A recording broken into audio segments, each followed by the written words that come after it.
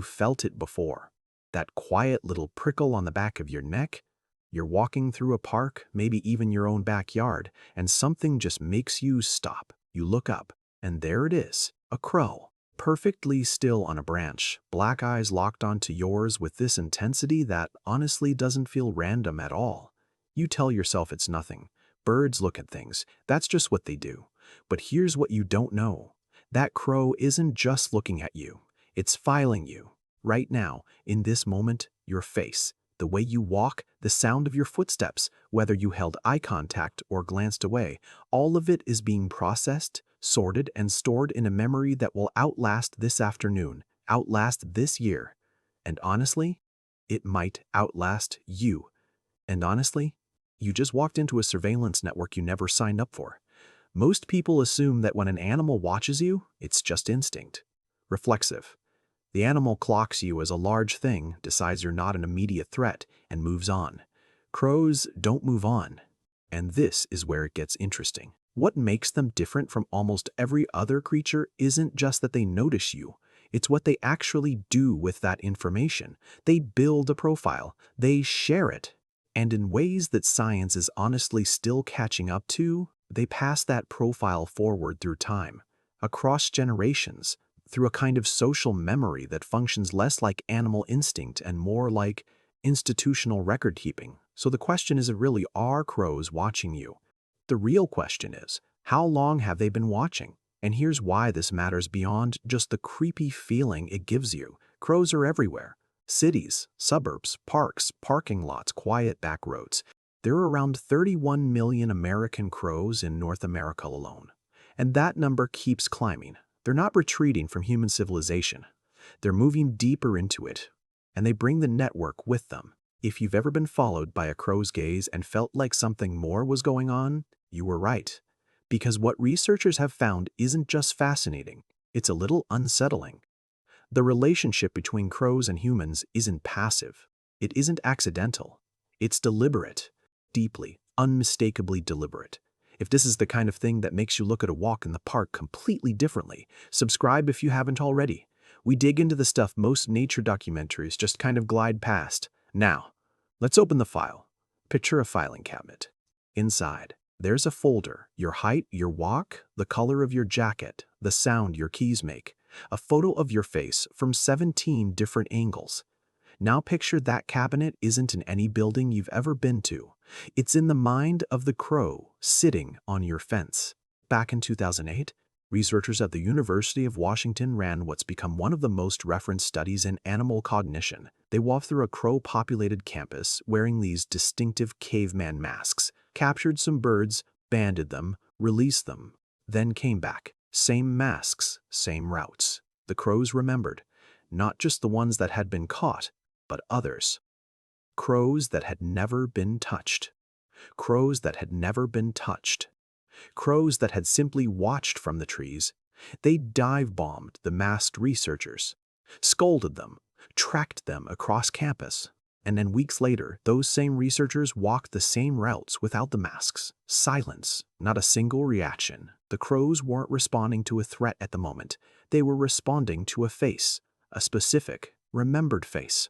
And here's the part people miss. Your face, once seen by a crow in any kind of meaningful moment, conflict, kindness, anything that registers as significant, becomes a permanent entry. You didn't fill out a form. You didn't agree to anything. But the file is open, and it is very, very detailed.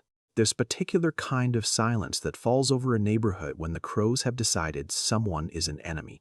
It starts small. One bird tracking you from a rooftop as you walk to your car, then a second one appears, positioned differently, almost like coverage, and then the calls start.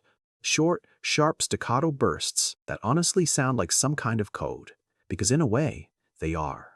Crows have this documented behavior called mobbing.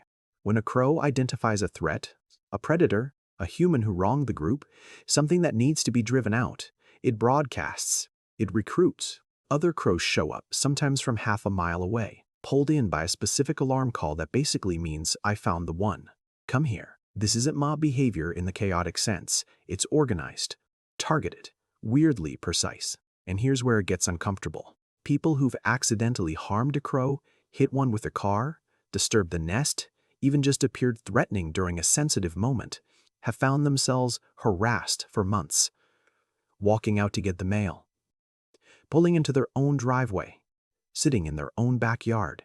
The crow community doesn't forget, and it definitely doesn't forgive a timeline that works for you. But here's the thing. The grudge isn't really personal. It's procedural. You got entered into the system as a threat. The system responds to threats, and it keeps responding until something changes. The only way the data changes is if you change the interaction. The crow isn't angry at you. Not exactly. It just has you filed under the wrong category. Cold morning. A Seattle park. Two crows land in a tree above an empty bench. They don't call out, they don't posture, they just sit there. And what happens next is easy to miss if you're not paying attention. One tilts its head, the other shifts. There's a soft, low exchange of sounds, not alarm calls, not territorial noise, but something quieter, more deliberate. Then they separate. One flies east, one flies west. Now I know that sounds like something you'd read into, but this is documented. Crows have a vocal range of over 250 distinct sounds. Researchers have mapped specific calls for specific threats, one for hawks, a different one for owls, another for humans they perceive as dangerous.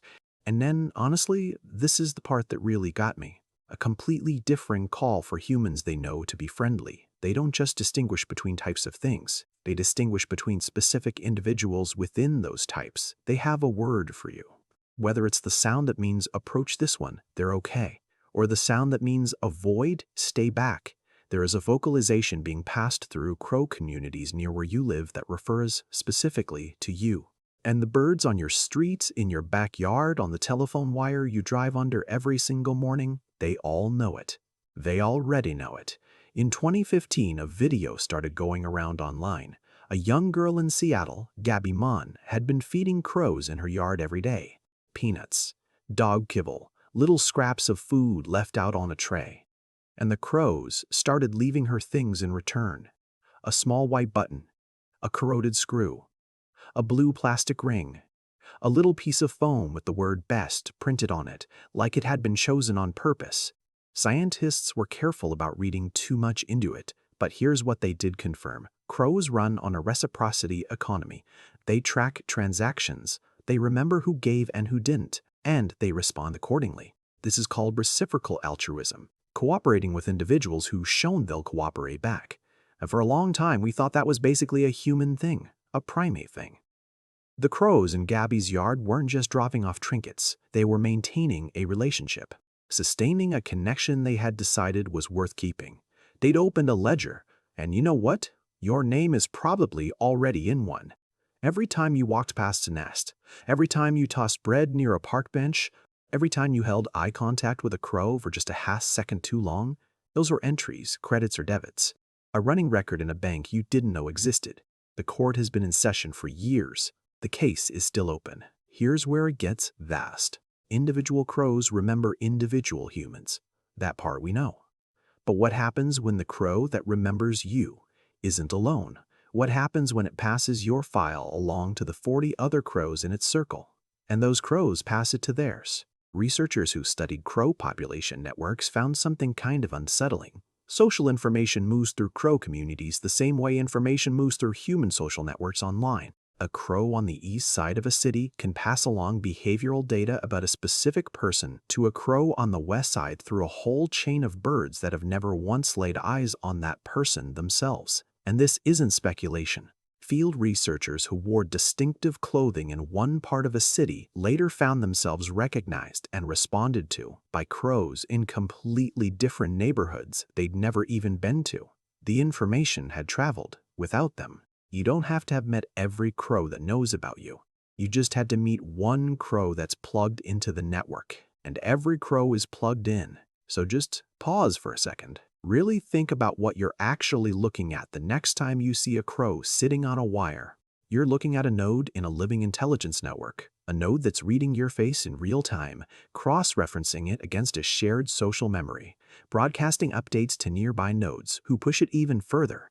And it's been doing this constantly, without stopping, without resetting, since before you ever moved into your neighborhood. The crow on your fence isn't just a bird. It's an interface. And behind that interface is a distributed system, memory, communication, judgment, that operates with a kind of coherence and sophistication we're honestly only just starting to understand. So here's the question worth sitting with. What does the network think of you? This is the part that most people struggle to really absorb the first time they hear it. The network is not neutral. Crows don't just watch and record, they evaluate. Every interaction you've had, whether you were paying attention or not, has been given a value.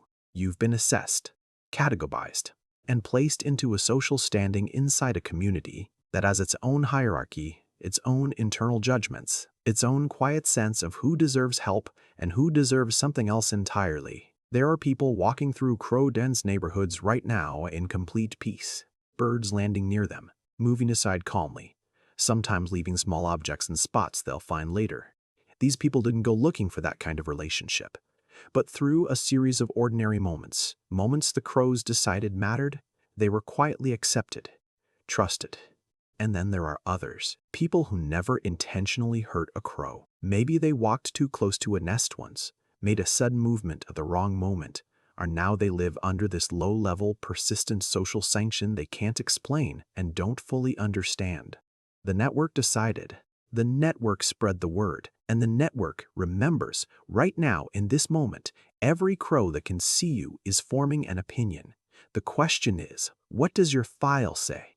Go back to that moment, the park, the backyard, the crow on the branch with those flat, black, unreadable eyes. You thought it was looking at nothing. You thought you were basically invisible to it. You thought whatever was happening in that space between you was nothing. It wasn't.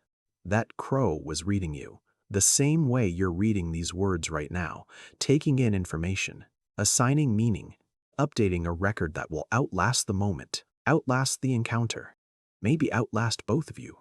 The world you thought didn't notice you, it's been paying very close attention.